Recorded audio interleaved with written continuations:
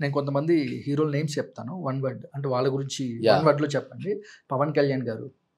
ఇంకా అయిపోయింది అది సింపుల్ థింగ్. డెడికేషన్. ఎందుకంటే ఐ మీన్ ఒక మనిషి ఇద్దరు చూడు అసలు అన్నదమ్ములు. ఒక మనిషి ఆయనకు చూడని సక్సెస్ కాదు, ఆయన లేని డబ్బు కాదు, ఆయన వెనకాల మెగాస్టార్ ఉన్నాడు.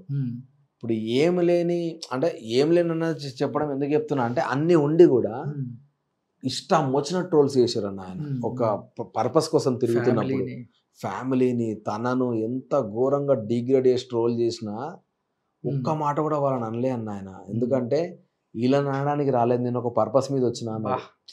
గ్రేట్. సో అసలు ఇదిరా అసలు ఒక మనిషి పెట్టుకోవాల్సిన అచీవ్మెంట్. ఆయన గెలిచిన రోజు హానెస్ట్లీ నాకు ఎంత హ్యాపీ అనిపించింది అంటే, నువ్వు ఒక ఇండస్ట్రీకి వెళ్ళినా, నువ్వేదైనా స్ట్రగుల్ అవుతున్నా, నువ్వేదైనా బిజినెస్ పెట్టుకున్నా, ఏం చేయాలన్నా నీకు ఉండాల్సింది కమిట్మెంట్. ఆయనకు కమిట్మెంట్ ఉంది. సూపర్. నువ్వు చేయలేవు అంటే చేసి చూపించుండు, మాటతో సమాధానం చెప్పలే. చిరంజీవి గారి దగ్గర నుంచి అది, పవన్ కళ్యాణ్ గారి దగ్గర నుంచి ఇది రెండు ఇన్స్పిరేషన్ తీసుకుంటే ఇంకా మనకేం అవసరం లేదు లైఫ్లో. ఒకటి ఒదిగుండడం, రెండోది కమిట్మెంట్ ఉండడం. డెఫినెట్గా ఏదో రోజు సక్సెస్ వస్తుంది. ఈ రెండే కదా నా మనిషికి కావాల్సింది. 10 years ఫెయిల్యూర్లో ఎగ్జాక్ట్లీ.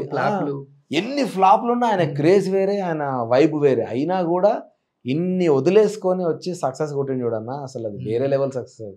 అది హార్డ్ హిట్టింగ్, అది కమిట్మెంట్ తీసుకుంటారు కదా అంతే. అసలు ఏందన్నా అది ఆ కమిట్మెంట్ అంటే లిటరల్. ఇప్పుడు నాకైనా ఇంత మాట్లాడుతున్నా, రేపు పొద్దున నా ఫ్యామిలీ మీద జోక్ వేస్తే టక్కన కోపం వస్తుంది, ఇన్స్టెంట్ యాంగర్ వస్తుంది. ఏ రోజు కూడా ఆయన అది యాంగర్ చూపించలేదు. అది వాడి సంస్కారానికి వదిలేస్తున్నాను అన్నాడు. అది చాలా పెద్ద మాట. సో అసలు అది నిజంగా ఆ 2 పాయింట్లు ఇద్దరు అన్నదమ్ముల దగ్గర నుంచి మనం తీసుకుంటే చాలా అన్న. Every given day irrespective of ఎవరి ఫ్యాన్ అయినా, ఏ ప్రొఫెషన్ అయినా, ఏ పొలిటీషియన్ ఫ్యాన్ అయినా, నువ్వు ఈ 2 క్వాలిటీస్ కనుక వాళ్ళ దగ్గరికి వెళ్ళి తీసుకుంటే అన్న మనం ఎక్కడున్నా సక్సెస్ అవుతాం. అది హానెస్ట్గా చెప్తున్నా, మనసు నుంచి వస్తున్న మాట అది.